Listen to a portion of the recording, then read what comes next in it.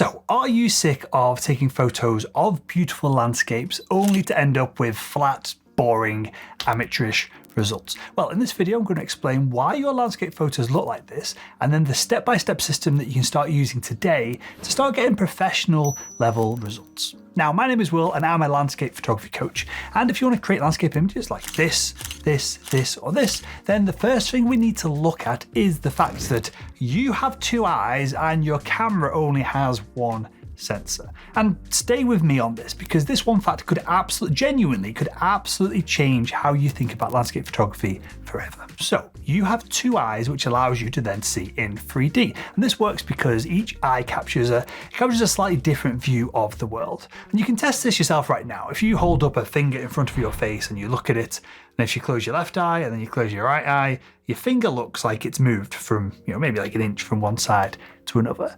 But if you look at something that's far away in the distance and you do the same thing, you close your left eye and your right eye, the object in the distance doesn't really move at all. And the difference in the shifting position of elements within a scene when you're looking at it is what your brain uses to calculate the depth of the scene that's in front of you.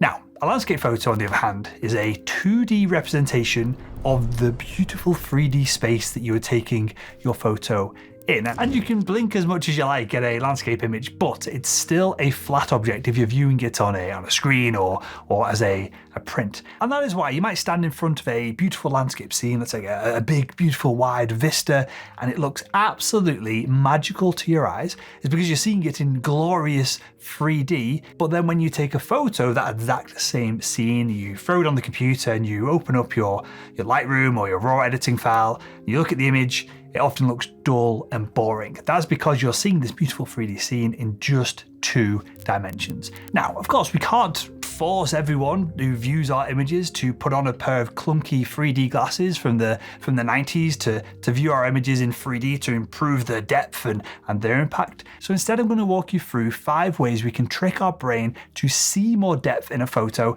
and this is exactly what landscape photographers do to make their images really pop. Okay, so first up, our brains know the relative size of objects. So let's say there's a tree in our shot. Well, if the tree fills a bunch of the frame, we're probably close to it, and our brains understand that.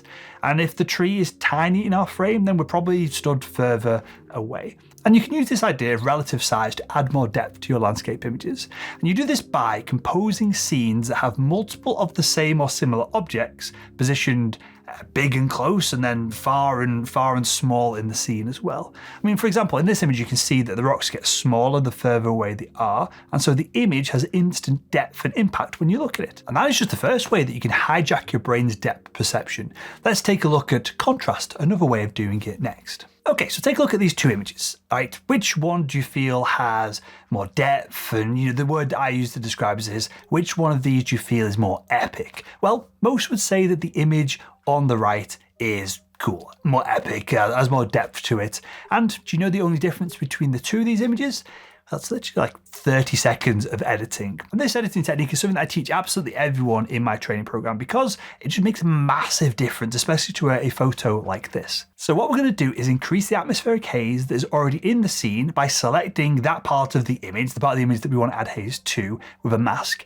And then in Lightroom, we're going to move the dehaze slider over to the left. And what happens when we decrease the dehaze slider, right? Well, what it does, it reduces contrast, it lifts blacks, it softens edges, and it lowers color separation, especially in the mid-tones, which in turn then increases the amount of haze in that part of the scene. And reducing contrast like this hijacks our brain's depth perception, because when we look at objects that are further away from us, they tend to have, outside anyway, less so inside, but outside they tend to have a layer of pollution, dust and water molecules floating in the air between us and that object.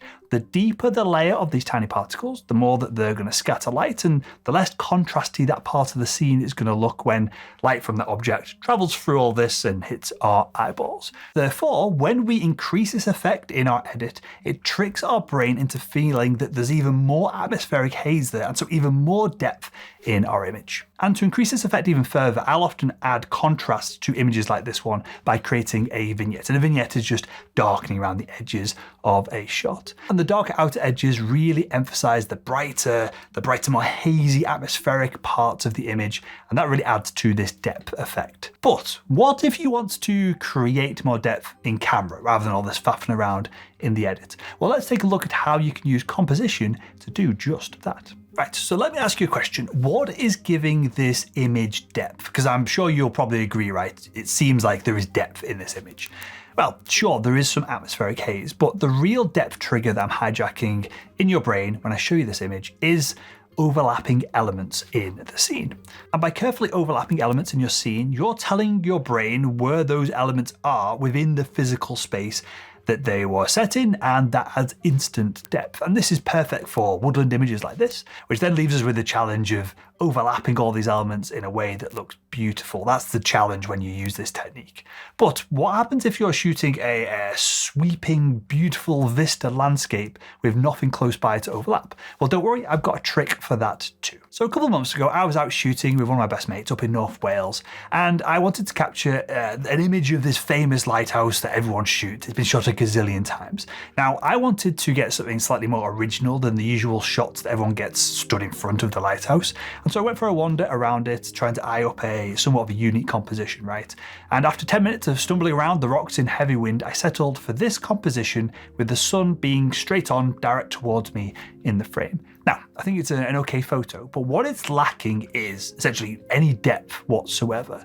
And why is that? Well, it's because the sun is behind the objects in the shot, and so they're all in shadow. And if you compare this lighthouse image with this shot that I took last weekend in the Yorkshire Dales, you can see that this shot has light coming in at 90 degrees and so has much more depth in the scene. This angled light brings out every rock in that wall, and well, really, in my opinion anyway, you might not agree, but it adds a load of light and interest to it as well. So that leads us to the question, why does angled light add depth to a landscape photo when direct light either behind us or ahead of us reduces depth? Well, this is because the 3D depth of a specific object is often defined by the way its surface has both shadows and light hitting it. When there is light behind an object, the object is fully covered in shadow, and so there's little depth. When light is in front of an object, it is fully lit up, but again, there's little depth.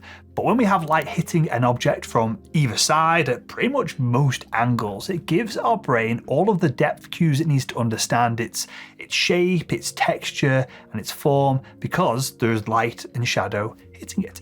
And so that is why not all, but a large percentage of professional landscape images, the images that you kind of like on social media or images from photographers that you enjoy consuming their content, a lot of them are taken at golden hour where the sun is low in the sky, and this increases the depth of the image by emphasizing this light and dark shadow effect within the subjects within a shot. And you'll see a lot of my photography has the sun at acute angles to me as I'm taking the shots to double down on this effect. But what if you can't control the light in your scene? Can your camera gear, can optics help you add depth to an image? Well, let's take a look. Okay, so I have a problem. It is an addiction. I don't know if I should be proud about it. I don't know if this is anything that anyone other than the people watching this video care about. My wife certainly doesn't care about this.